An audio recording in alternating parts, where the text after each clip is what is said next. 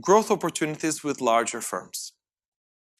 I want to introduce the idea of open innovation model. In the past, large firms used to innovate only internally. They would bring together a bunch of experts, they will hire them, they will put them in the lab, they will work there until they develop something.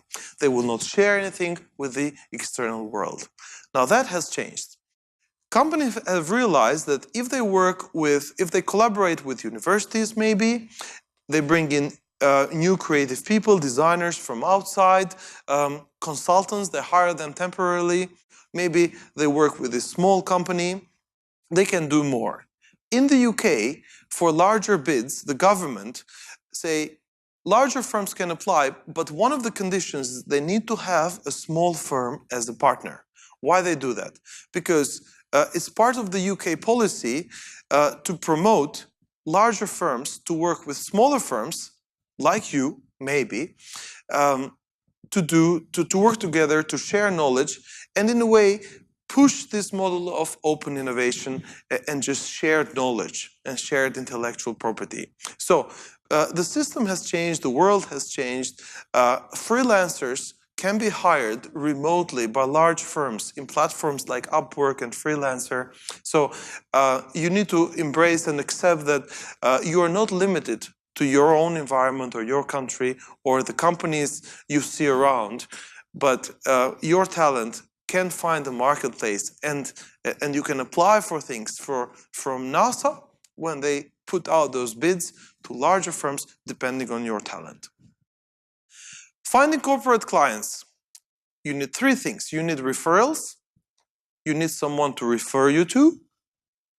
That's why you need to collect testimonials. Whatever work you do, make sure you have a website, you have a place where your clients can write a good review for you, and that is visible, because those, from small clients to larger clients, they do work. Number one, referrals. Number two is presentations. Make sure you are visible in the digital world. Make sure you're visible.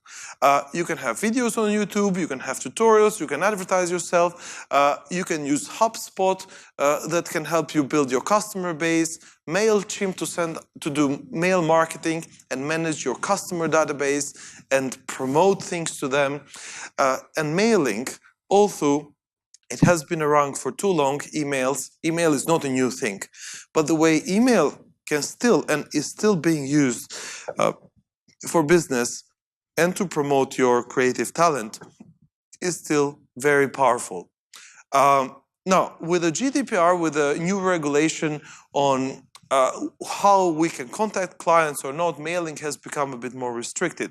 Nevertheless, the new tools do allow you to do more with that. So things like cookies, things like basically getting your customers to agree for you to contact them, but if they do agree, because they need your service, they need you to keep them updated. Maybe you can offer something for free and they agree, and then you don't lose them. Or you can use campaigns in social media and so on. So, three things: referrals, presentations, and mailing. It's all about building relationship and turning this relationship into business profit by using your creative talent. Challenges of working with big clients.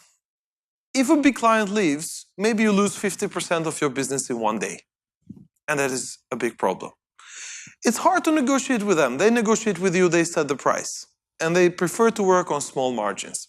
Payment takes time, because sometimes they're bureaucratic and it takes time. They're not flexible. If they ask something, they want it the way they want it. And you have to deliver on time. Otherwise, that is the last time you work with them, and that will maybe ruin your reputation. So it's also risky. They are very demanding because they know how much they're worth in the market. So before you consider working with them, just be sure that you can deliver professional service, and remember the most important, the key mistakes, try to avoid them. Time, cost, quality, reliability, all summarized in one word. Be reliable. Quality, reputation, and insurance is what matters. You can build a reputation through reviews. You can have quality assurance through experience, and you can certify quality. There are quality assurance certifications. You can insure what you do. So there's insurance for business, for freelancers, so that if something goes wrong, at least you're covered. So you can combine these things together to, in a way, give some reassurance and trust.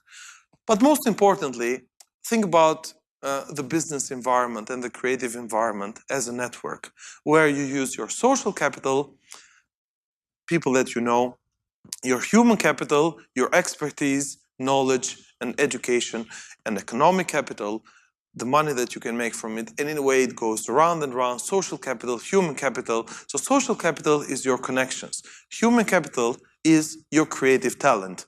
And economic capital is your business capital. So in the end of the day, it's all about combining these three things together, and that should help you become successful in your creative world, but also in your business world as a creative entrepreneur. Thank you.